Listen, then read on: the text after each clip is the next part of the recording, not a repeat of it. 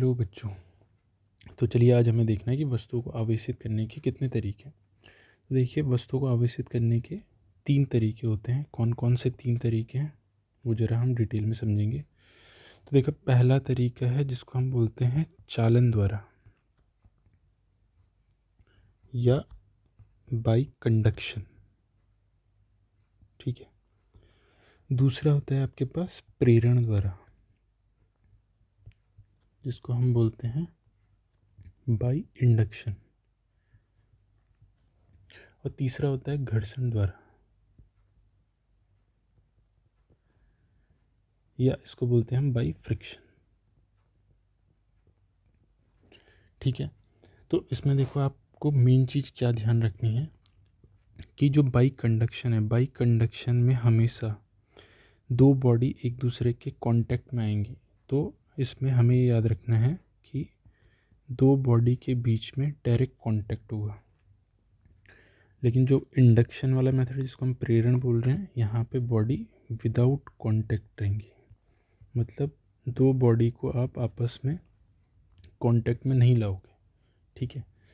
तो देखिए, पहले हम ये स्टार्ट करते हैं कि चालन द्वारा किस तरीके से किसी बॉडी को आवेशित किया जा सकता है या चार्ज किया जा सकता है। तो मान लेते हैं हमने दो बॉडी कंसीडर की। एक बॉडी ये बनाई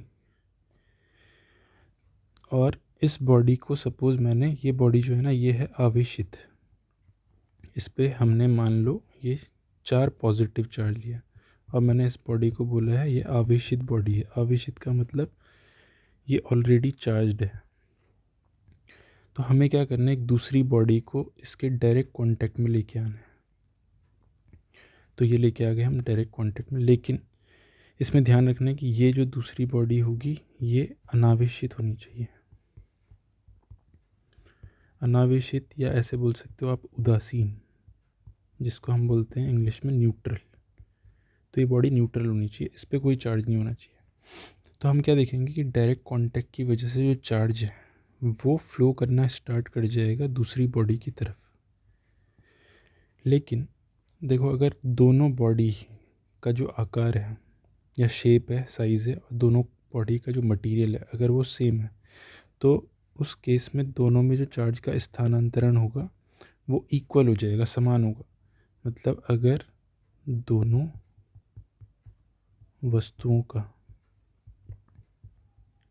आकार अगर मैं देखूं ये सेम है, जिस पदार्थ से ये बने हैं इनका मटेरियल जो है वो भी सेम है।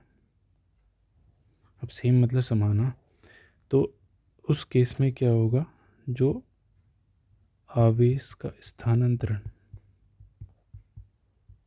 आवेश का स्थानांतरण जो होगा वो समान रूप से होगा। इसका मतलब ये हो गया कि ये जो बॉडी थी हमारे पास, पहली बॉडी, और जो दूसरी बॉडी है, इस बॉडी के पास 2 पॉजिटिव आएंगे तो इस वाली बॉडी के पास भी 2 पॉजिटिव, क्योंकि इसके पास 4 पॉजिटिव थे। तो समान रूप से क्या हो गया, आपके पास चार्ज का स्थानांतरण हो गया या आवेश का स्थानांतरण हो गया। तो इस मेथड को हम बोलते हैं बाई कंडक्शन, डायरेक्ट कॉन्टैक्ट से। ठीक है। अब आते हैं, हम देखते हैं इंडक्शन वाले मेथड में क्या होगा। तो इंडक्शन में क्या होता है कि मान लो हमारे पास सेम हमने यही काम किया कि एक हमने चार्ज बॉडी ली। ये मान लो हमारे पास एक चार्ज बॉडी है, लेकिन अब हमें दो बॉडी को एक दूसरे के कांटेक्ट में या संपर्क में नहीं लाना है। तो मान लो मैं इसके जस्ट बगल में एक दूसरी बॉडी ये रख रहा हूँ।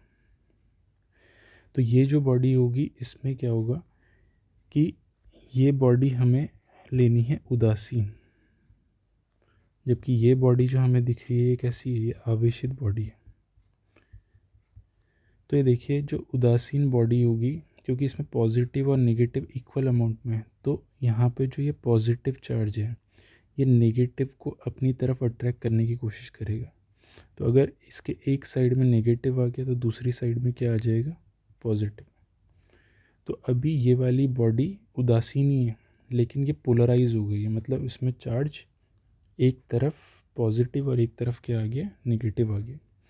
तो आपको करना क्या है कि ये जो दूसरी बॉडी है, अब मैं इस बॉडी की अर्थिंग कर दूँ। मतलब इसको आपने क्या कर दिया, अर्थ से कनेक्ट किया। तो इसकी अगर मैं अर्थिंग कर दूँ तो अर्थिंग करने पे क्या होगा कि इस तरफ पॉजिटिव है, तो जितने भी इलेक्ट्रॉन्स होंगे, जितने भी इलेक्ट्रॉन अर्थ पे हैं, क्योंकि अर्थ के पास इलेक्ट्रॉन भर भर के होते हैं, तो ये इलेक्ट्रॉन्स का मोशन स्टार्ट हो जाएगा। इलेक्ट्रॉन चल के स्टार्ट मतलब यहाँ से चलना स्टार्ट करेंगे और यहाँ पहुँचेंगे, तो पॉजिटिव को हटा के थोड़ी देर में अब जो ये चार्ज है वो पूरी तरीके से क्या हो जाएगा, वो नेगेटिव हो जाएगा। तो अब अगर आप इस बॉडी को देखें, इस वाली बॉडी को, तो ये नेगेटिव बॉडी हो गई है, यानी कि ये चार्ज हो गई। तो इस मेथड को हम बोलते हैं, ये होता है अपना प्रेरण, जिसको बोलते हैं बाई इंडक्शन। तो आपको इंग्लिश में भी ध्यान रखना है इन चीज़ों को, ठीक है, एग्ज़ाम में बहुत काम आएंगी ये चीज़ें। इसी तरीके से तीसरा जो मेथड है हमारे पास वो है घर्षण के द्वारा। घर्षण के द्वारा का मतलब फ्रिक्शन, बाई फ्रिक्शन। मतलब इसमें सिंपल से है, अगर हम दो वस्तुएं, इन दोनों वस्तुओं को आपस में रगड़ दें, अगर रगड़ोगे तो रगड़ने से क्या होगा कि चार्ज यहाँ से स्थानांतरित होके इधर चला जाएगा। तो ये सिंपल मेथड है, जैसे हमने देखा था पहले भी एग्जांपल देखा था कि अगर आप सूखे बालों पे कंघी करते हैं तो चार्ज मतलब जो आपकी ये कंघी होगी उस पर चार्ज आ जाएगा, और जब हम उसको छोटे छोटे ये पीस ऑफ पेपर के सामने लेके आएंगे या कागज़ के टुकड़ों के सामने लेके आते हैं, तो वो कागज़ के टुकड़ों को अपनी तरफ अट्रैक्ट करना स्टार्ट करते हैं। तो ये किसकी वजह से पॉसिबल हुआ, ये हुआ फ्रिक्शन की वजह से। तो आपको एग्ज़ाम पॉइंट ऑफ व्यू से क्या ध्यान रखना है कि अगर हमें वस्तुओं को आवेशित करना है, तो आवेशित करने के हमारे पास 3 मेथड होते हैं। वो तीनों मेथड का आपको बेसिक पता होना चाहिए। आप चाहें तो नीचे से यहाँ पे इन सब के बारे में लिखा हुआ है, ये नोट डाउन कर सकते हैं आप लोग। जैसे घर्षण के द्वारा दिया हुआ है, इधर चालन के द्वारा किस तरीके से होगा, और प्रेरण के द्वारा किस तरीके से होगा, ठीक है। तो चलिए अब हम आगे बढ़ते हैं। अब हम इस वाले चैप्टर का सबसे इम्पॉर्टेंट टॉपिक देखने वाले हैं, जो है कूलम का नियम। तो ये सबसे इम्पोर्टेंट टॉपिक है आपके पास। तो इसमें क्या करना है आपको, कूलम के नियम को पढ़ने से पहले आपको एक चीज़ ध्यान रखनी है कि कूलम का जो नियम है वो केवल और केवल पॉइंट चार्जेस पे ही वैलिड होगा। पॉइंट चार्जेस का मतलब जिसको हम बोल रहे हैं बिंदु आवेश। जैसे मान लो हमने क्या किया, हमने 2 चार्ज लिए, एक पॉजिटिव मान लो मैंने ले लिया Q1 और दूसरा चार्ज मैंने ले लिया पॉजिटिव Q2, लेकिन ये एक दूसरे से इतने दूर है कि ये एक दूसरे को पॉइंट जैसे दिखेंगे, तो इसलिए हमने इनको बोल दिया पॉइंट चार्ज है। तो कूलम का नियम क्या बोलता है, अगर आप ऐसे 2 चार्जेस को एक दूसरे से कुछ डिस्टेंस पे, मान लो हमने वो डिस्टेंस ले लिया r दूरी पे रखा, तो r दूरी पे रखने पे पहले आपको ये देखना है कि ये दोनों के दोनों कैसे चार्ज है, पॉजिटिव। अगर दोनों पॉजिटिव चार्ज हैं, इसका मतलब ये एक दूसरे पे क्या लगाएंगे, ये लगाएंगे प्रतिकर्षण का बल, जिसको हम बोलेंगे रिपल्सिव फोर्स। क्योंकि दोनों पे चार्ज मतलब दोनों पे देखोगे तो आप धनावेश है, पॉजिटिव है दोनों के दोनों, तो एक दूसरे पे रिपल्सिव फोर्स लगाएंगे, जिसको हम बोलते हैं प्रतिकर्षण बल। तो कूलम का नियम ये बोलता है कि सेकंड जो चार्ज है, अगर वो फर्स्ट वाले चार्ज पे फोर्स लगाएगा तो वो रिपल्सिव फोर्स या प्रतिकर्षण बल इधर लगेगा, इस वाली डायरेक्शन में, क्योंकि ये इस पे फोर्स लगा रहा है इस वाली डायरेक्शन, या जिसको हम बोले रिपल्सिव फोर्स। तो इस वाले फोर्स को मैं कैसे डिनोट करूँगा, मैं लिखूँगा फोर्स ऑन फर्स्ट चार्ज। पहले चार्ज पे फोर्स लगाया किसने, सेकंड ने, तो इसको बोल दिया हमने F12। इसी तरीके से जो Q1 चार्ज है, Q1 चार्ज पलट के, अगर आपको पता हो न्यूटन का तीसरा नियम कि हर एक्शन का एक रिएक्शन होगा, तो Q1 चार्ज पलट के Q2 पे एक फोर्स लगाएगा इस वाली डायरेक्शन, तो मैं इसको बोलूँगा force on second charge due to first charge, या सेकंड चार्ज पे दूसरे चार्ज पे फर्स्ट वाले ने फोर्स लगाया, तो इसको हमने बोल दिया F21। तो अगर आप ये देखें कि F जिसको हम फोर्स बोल रहे हैं या जिसको हम बल बोलते हैं, ये एक वेक्टर क्वांटिटी है। वेक्टर का मतलब सदिश राशि है, ठीक है।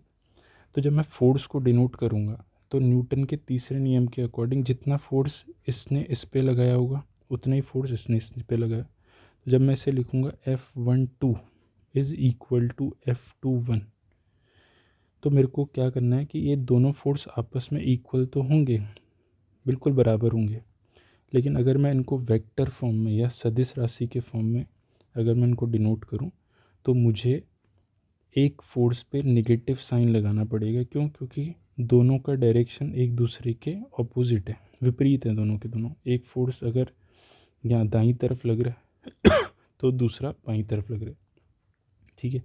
तो ये इसको रिप्रेजेंट करने का सही तरीका है। या अगर आप देखो कि इन दोनों फोर्स का जो मैग्नीट्यूड है वो समान है, तो अगर मैग्नीट्यूड समान है तो उसके लिए ये मॉड लगाना पड़ेगा आपको। तो F21 और F12 इन दोनों का आप ऐसे इक्वल लिख सकते हो। लेकिन अगर वेक्टर फॉर्म में दिखा रहे हो या सदिश राशि के फॉर्म में दिखाओगे तो ये लिखना सही होगा, ठीक है। अब कूलम का नियम क्या बोल रहे हैं कि ये दोनों फोर्स हमें पता है ये दोनों को दोनों इक्वल हैं, बराबर हैं, तो मैं इन दोनों को F बोल देता हूँ अभी कि F फोर्स इन दोनों की वैल्यू सेम ही है।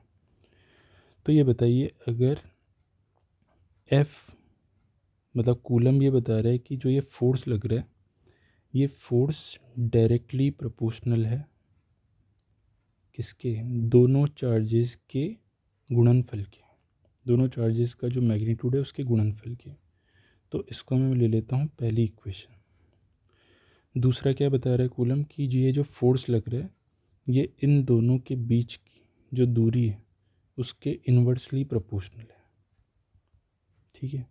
मतलब यहाँ पे अनुक्रमानुपाती है, इधर समानुपाती है।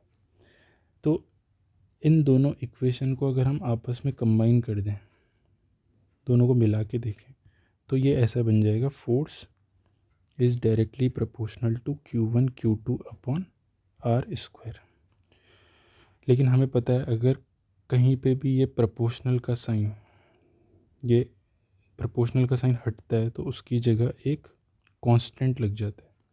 तो उस कांस्टेंट को हम बोलते हैं K। यहाँ पे हमें डिनोट करना है उसे K से। तो ये बन जाएगा K Q1 Q2 divided by R²। तो हमारे पास ये फोर्स का फॉर्मूला आ गया। तो ये दो चार्जेस के बीच में लगने वाला जो फोर्स होगा उसका फॉर्मूला हो गया K Q1 Q2 by R²। अब ये देखना है हमें कि ये जो K है इस K को हमें बोलना है स्थिर वैद्युत नियतांक, ठीक है। या इसी को ये बोल सकते हैं आप इलेक्ट्रोस्टैटिक कांस्टेंट। इलेक्ट्रोस्टैटिक कांस्टेंट इसलिए बोल रहे हैं क्योंकि दोनों चार्ज अभी कैसे हैं, ये स्थिर है।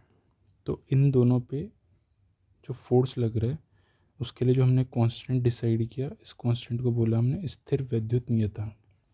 और ये जो K होता है इस K की वैल्यू होती है 1/4 पाई, और ये आ गया अपने पास एप्सिलॉन। इसको हम क्या पढ़ेंगे, इसको पढ़ना है एप्सिलॉन, ठीक है। एप्सिलॉन यहाँ पे किस चीज़ को डिनोट करते हैं? एप्सिलॉन डिनोट कर रहे हैं यहाँ पे विद्युतशीलता को। ये भी हमें आगे पढ़ना है कि क्या होती है विद्युतशीलता, या इसी को हम बोलते हैं परमिटिविटी, ठीक है। तो जो ये K की वैल्यू है 1/4 पाई एप्सिलॉन हमने लिखी है। इसमें एप्सिलॉन के बारे में आपको ये पता होना ज़रूरी है कि एप्सिलॉन है क्या। इसको बोला हमने विद्युतशीलता या परमिटिविटी। लेकिन अगर मैं K की वैल्यू को ऐसे लिखूं K इज़ इक्वल टू 1/4 पाई, और इधर लिखा मैंने एप्सिलॉन नॉट, इसको पढ़ना है एप्सिलॉन नॉट। तो ये एप्सिलॉन नॉट हमें क्या बता रहा है? ये बता रहा है निर्वात की विद्युतशीलता, निर्वात की विद्युतशीलता, ठीक है। और अगर आप इस वैल्यू को सॉल्व करो तो ये वैल्यू हमारे पास आ जाएगी 9 × 10⁹। इसको सॉल्व करने के बाद जो हमारे पास वैल्यू आती है वो ये आ जाती है 9 × 10⁹। तो ये निर्वात में हम देखें तो वैल्यू ये वाली आ रही है। ये वाली जो वैल्यू है ये कहाँ पे देखने को मिलेगी अपने को? ये किसी मीडियम में, कोई दूसरा हमारे पास मीडियम आ जाए, जैसे मान लो मेरे को दोनों चार्जेस को पानी के अंदर रख दिया, तो पानी में रखते हैं तो वहाँ पे एप्सिलॉन की वैल्यू कुछ और आएगी, लेकिन एप्सिलॉन नॉट जो है ये केवल और केवल किसको डिनोट कर रहे हैं, ये निर्वात की विद्युतशीलता, वैक्यूम में ये बता रहे हैं कि ये के की वैल्यू कितनी होगी। तो के की वैल्यू ये ध्यान रखनी है आपको, ये कितनी आएगी 9 × 10⁹ और अगर हमें इसी के का मान लो मेरे को इसकी एसआई यूनिट लिखनी हो, तो इसकी एसआई यूनिट अगर मैं देखूं तो के की वैल्यू यहाँ से निकालोगे अगर आप, तो के की वैल्यू ये आनी चाहिए Fr² divided by Q1 Q2। F की यूनिट क्या होती है न्यूटन, इसकी R की यूनिट क्या हो गई मीटर स्क्वायर, और अपॉन में हमने पढ़ा था चार्ज की यूनिट क्या होती है कूलम, तो ये कूलम स्क्वायर, तो इसकी एसआई यूनिट क्या बन के आ गई न्यूटन मीटर स्क्वायर पर कूलम स्क्वायर। ठीक है, तो यही होता है हमारे पास क्या कूलम का नियम। कूलम का नियम ये बोल रहा है कि दो चार्जेस के बीच जो मतलब फोर्स लग रहा है वो डायरेक्टली प्रोपोर्शनल है दोनों चार्ज के गुणनफल के, और इनडायरेक्टली प्रोपोर्शनल है किसके, इन दोनों के बीच की दूरी के। जैसे आप यहाँ पे देख सकते हो कि हमने डिफाइन करके लिखा है कि दो स्थिर बिंदु आवेशों के बीच लगने वाला आकर्षण या प्रतिकर्षण का बल दोनों आवेशों के परिणामों यानी कि मैग्नीट्यूड के गुणनफल के अनुक्रमानुपाती तथा दूरी के वर्ग के व्युत्क्रमानुपाती होता है। तो ये आपको लिख के आना है जब आपके पास एग्ज़ाम में एक क्वेश्चन आएगा कि कूलम का नियम क्या है, तो उसको इस तरीके से डिफाइन करना। दूसरी चीज़ आपको ये ध्यान रखनी है कि जो ये फोर्स लग रहा है, जैसे ये Q1 चार्ज लिया था और ये Q2 चार्ज लिया था, तो जो भी ये फोर्स लग रहा है इस वाली डायरेक्शन में और इस वाली डायरेक्शन में, दोनों का डायरेक्शन एक दूसरे के विपरीत है, लेकिन जो फोर्स लगेगा फोर्स हमेशा इसके सेंटर और इसके सेंटर मतलब इसके केंद्र और इसके केंद्र को ज्वाइन करने वाली जो लाइन है इसी के अबाउट लगने वाला है, तो फोर्स हमेशा इस लाइन के अबाउट ही लगेगा। ठीक है, तो आज के लिए मैं इतना ही रख रहा हूँ, बाकी हम देखते हैं अपनी नेक्स्ट क्लास में। इसमें जो कूलम का नियम है इससे रिलेटेड हम न्यूमेरिकल भी देखने वाले हैं और कूलम के नियम पे क्या क्या क्वेश्चंस बन सकते हैं वो भी हम देखेंगे।